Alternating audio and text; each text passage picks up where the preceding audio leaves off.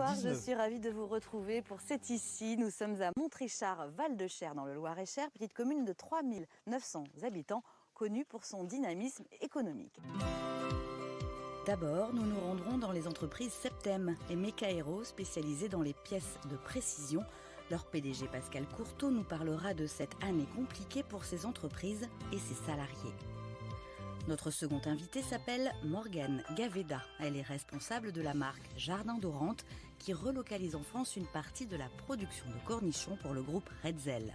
En 2020, 812 000 bocaux de ce petit fruit ont été conditionnés dans l'entreprise de Bourret. Voilà, c'est ici à Montrichard, Val-de-Cher, côté éco. Ça commence maintenant.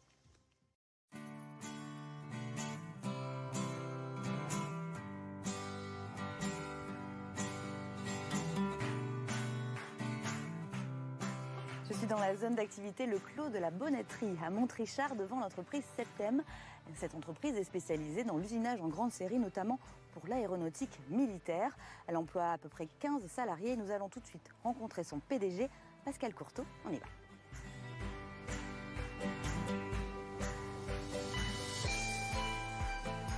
Bonjour Monsieur Courteau, merci de nous recevoir dans votre entreprise Septem. C'est avec plaisir. Alors dites-moi, vous avez créé cette entreprise il y a 27 ans. Qu'est-ce que vous fabriquez ici? Nous fabriquons, on est un peu généraliste, on a une partie aéronautique, une partie médicale, une partie automobile aussi, de luxe, avec des colonnes de direction pour McLaren en l'occurrence.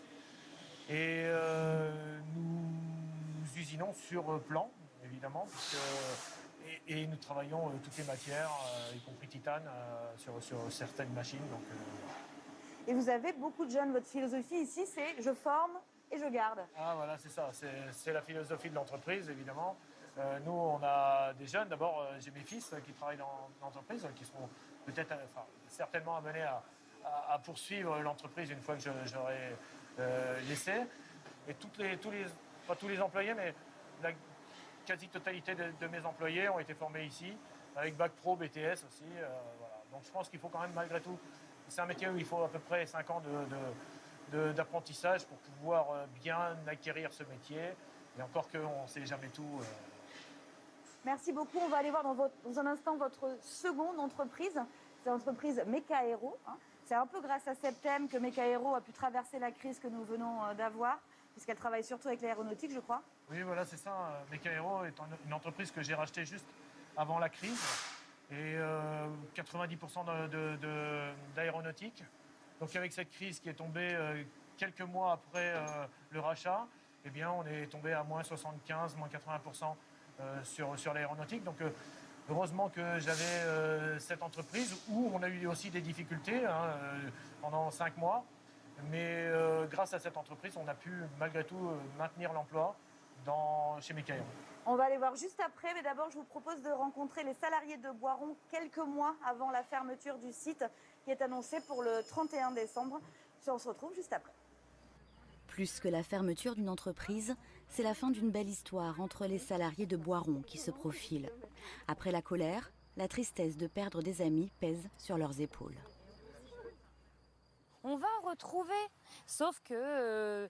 et puis il y a l'attachement ici, c'était quand même une usine où je pense qu'on avait enfin je sais pas, il y avait un lien, il y avait un attachement, tous ensemble, même encore aujourd'hui, on arrive à rire alors que ça va pas, mais on arrive à être bien, on arrive à faire des choses, tous ensemble. Mais pourtant, et aujourd'hui on se dit quand même, profitons. Parce qu'à la fin d'année, on ne se verra plus.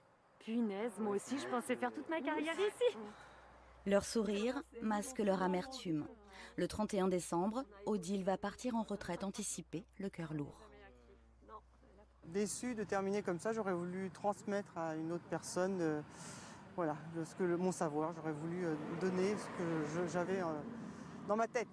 38 ans, c'est une vie passée ici et c'est beaucoup de collègues et entre autres beaucoup d'amis. Voilà, c'est ça qui me fait peur. Bon, on se retrouvera, mais ce sera plus pareil. T'as plus envie de changer. Non, t'as construit ta vie, t'as ta famille, c'est compliqué. Partir ou rester dans le Loir-et-Cher? C'est la question que se pose Florent. La maison mère de Boiron lui a proposé un poste en région lyonnaise. Je ne connaissais pas les gens, je ne connaissais pas mon environnement. où est-ce que je vais habiter. Je sais que là-bas, la vie est beaucoup plus chère qu'ici. Tout ça, c'est des aspects à prendre en compte et qui sont très importants pour faire ce choix. Donc à l'heure actuelle, j'ai vu l'aspect du travail, voilà, ça c'est fait et c'est un point positif. Ensuite, on va voir pour l'aspect personnel. Avec une moyenne d'âge de 50 ans, 63 salariés de Boiron cherchent encore un emploi.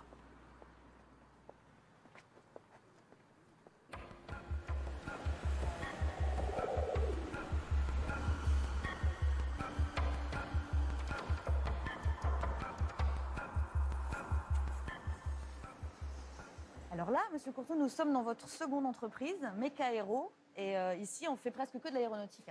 Oui, ça, Meka Aero est une entreprise que j'ai rachetée juste avant la crise. Une entreprise qui est exclusivement fabrication de pièces aéronautiques, que de la pièce qui vole en l'occurrence. Et juste avant la crise, donc la crise nous a beaucoup pénalisés. On a fait moins 80% sur plusieurs mois. Et il a fallu trouver d'autres marchés.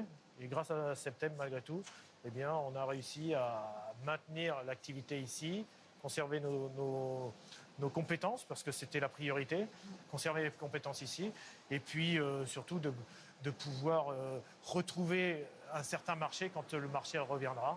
Et voilà, donc j'espère vraiment que ça va redécoller assez rapidement, mais c'est quand même assez compliqué. Il faut dire que la crise a bien impacté ce territoire, hein, avec Daher notamment. Oui, voilà, c'est ça. Daher tire tout le monde vers le haut, puisque c'est l'entreprise qui est implantée depuis des années sur Montrichard. Tous les sous-traitants en bénéficient malgré tout. Et là, on va bien voir que la fermeture de Daher va nous impacter aussi encore plus sur le territoire. Donc, voilà, il faudra trouver d'autres marchés, être prêt à faire autre chose.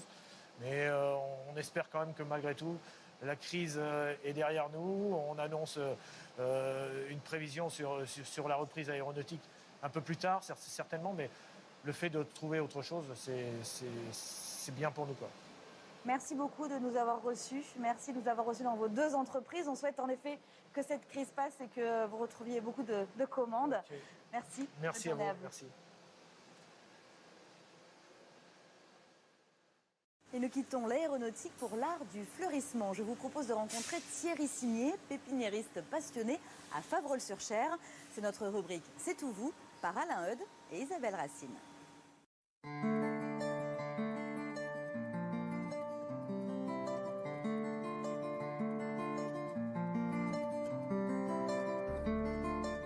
Ici, on est à Favrolles-sur-Cher, au bord de la rivière, à une cinquantaine de mètres. C'est ici que tout a commencé, dans les années 70. À l'époque, mon père et mon grand-père, Marcel, ici, ont démarré ensemble. Ils se sont installés ensemble ici pour cultiver des fleurs coupées. Alors j'ai parlé de la rivière. Pourquoi ici? Simplement parce qu'en 1970, on a besoin d'eau. Et pour avoir de l'eau, rien de tel qu'une rivière à proximité. Il n'y a qu'un inconvénient. L'inconvénient majeur, c'est que quand il y a une rivière, il y a parfois des inondations. Et là où on est actuellement, on a vu en 2015 par exemple de l'eau à mi-cuisse.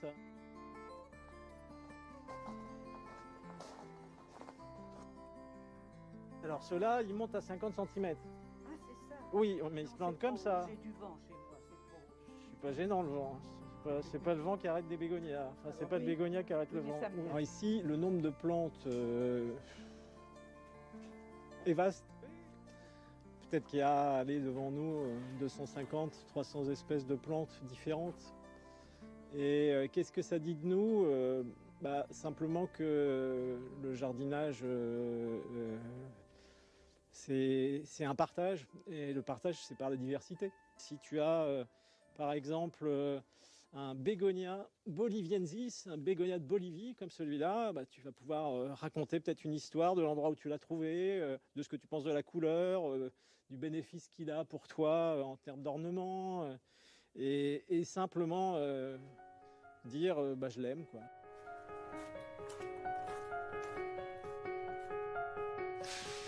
Je peux ramasser les godets là? Ça, c'est une réussite collective. Moi, je suis pas grand-chose à côté de tous ceux qui œuvrent pour faire pousser ces plantes. Il faut arroser le week-end, il faut chauffer l'hiver. C'est en vie, ça. C'est pas du plastique et ça nécessite de la vigilance, de l'observation et du cœur au quotidien. Ça, c'est Persicaria Golden Arrow. Et en fait, regardez, rien que le feuillage, c'est lumière. C'est génial, hein? La région centre, en règle générale, a une culture jardin. Les roses dans le Loiret, beaucoup de collectionneurs de plantes, notamment sur la région d'Orléans. Ici, effectivement, il y a la demande. La demande, c'est celle de fleurir. Savoir qu'un château, par exemple, le jardin à l'époque, c'est ce qui faisait l'apparat. C'était la Ferrari, c'était la Rolls. C'était celui qui avait le plus beau jardin pour épater la galerie. Donc forcément, qui dit jardin dit plante. Donc, et oui, ça aide quand même d'être au cœur du berceau pour produire la matière qui est livrée à 10-15 km d'ici, plutôt qu'à l'autre bout de la France.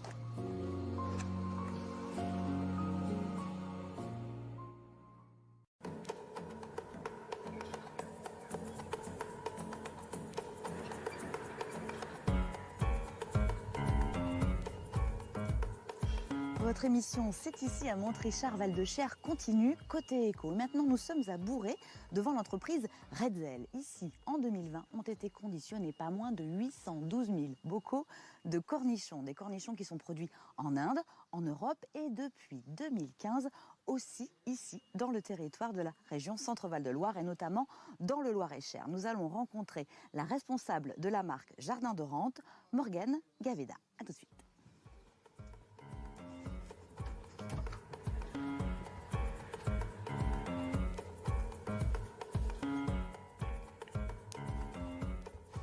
Mais voilà, j'ai mis la tenue pour visiter l'usine Redzel à Bourret et nous sommes reçus par Morgane Gaveda. Alors dites-moi, vous êtes responsable de la marque Jardin de Rente. Tout à fait. C'est quoi cette marque? Jardin de Rente, c'est une marque française spécialisée dans les condiments et assaisonnements. Et notre plus grande fierté, c'est d'avoir relancé en 2016 la filière du cornichon français. Une fierté d'autant plus grande qu'aujourd'hui, nous sommes les seuls à proposer un cornichon qui soit semé, récolté et mis en bocal en France. Parce que la plupart du cornichon, il est produit en Inde en fait. Alors effectivement, 80% des cornichons aujourd'hui qui sont consommés en France proviennent d'Inde, ce qui n'est pas une hérésie, puisque le cornichon est d'origine indienne, il a été découvert au pied de l'Everest. Mais nous, avec Jardin de Rente, on a voulu remettre de l'équilibre dans les rayons, réaccompagner des agriculteurs en France et proposer aux Français un cornichon qui vienne d'à côté de chez eux. Donc ça, c'est fait depuis 2016. Exactement. Et alors, depuis 2016, le nombre de producteurs augmente. Alors, on est parti avec 2 producteurs en 2016. Cet été, on sera 24. Donc, effectivement, c'est une filière grandissante. Et aujourd'hui, on a 2 défis principaux. Le premier, c'est la méconnaissance des Français par rapport aux cornichons qu'ils achètent en grande et moyenne surface. La moitié d'entre eux pensent consommer français quand ils achètent des cornichons en rayon. Il n'en est rien, à part s'ils consomment du Jardin de Rente, puisque nous sommes la seule marque aujourd'hui à proposer des cornichons semés, récoltés, mis en bocal en France. Donc on a vraiment besoin et on appelle à la transparence des origines, que chaque grande marque puisse inscrire l'origine des cornichons qu'ils mettent dans leur bocal sur les étiquettes. Ce sera important pour pérenniser la relance de la filière. Notre second défi, il est agricole, puisque le cornichon, c'est un fruit qui est délicieux mais capricieux. Il pousse qu'entre 15 et 35 degrés, donc il y a une seule récolte possible et elle est pendant l'été. C'est un fruit qui est très gourmand en eau et qui demande beaucoup de main-d'œuvre, puisque sa culture n'est pas mécanisable. C'est pour ça qu'on ne le produit que l'été ici et que vous ne pouvez pas faire que du cornichon français, pour le coup. Exactement, donc nous on travaille en filière, mais notre volonté c'est vraiment de remettre un maximum d'équilibre dans les rayons et de proposer des cornichons français. Donc on est parti de 2 agriculteurs, on en aura 24 cet été. Et ça c'est grâce au fait qu'on met en place 3 garanties pour nos agriculteurs. La première, c'est une assurance récolte, c'est-à-dire qu'en cas de mauvaise récolte due à des aléas climatiques, nous remboursons à hauteur de tous les frais qui ont été générés par l'agriculteur pour sa récolte. La deuxième, c'est un accompagnement terrain par un ingénieur agronome pour réapprendre à cultiver ce fruit qui avait disparu de nos champs. Et le troisième, c'est qu'on achète la totalité de la récolte à notre agriculteur, du plus petit cornichon au plus gros. pour ensuite les mettre dans des bocaux et faire de délicieuses recettes avec. Merci beaucoup. Ben voilà, hein, si des agriculteurs veulent se lancer dans le cornichon, c'est possible. En général, c'est souvent des agriculteurs qui font de la fraise ou de l'asperge et qui complètent leurs revenus. Et sachez qu'ici, à Retzel-Labouret, on engage pour cet été des étudiants, une dizaine de postes, voilà, pour venir conditionner les cornichons et amener du renfort. Merci beaucoup de nous avoir reçus, Morgane. Merci à vous. Merci. Bonne journée. Au revoir.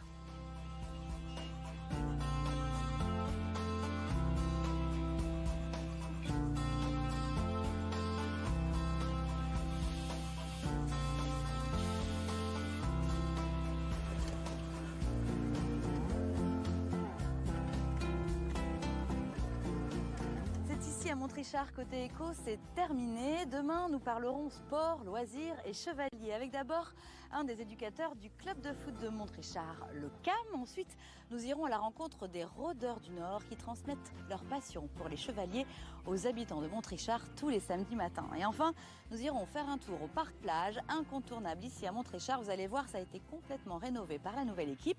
Vous verrez tout ça demain à 18h30, mais tout de suite, vous avez rendez-vous avec votre journal régional à 19h. À demain.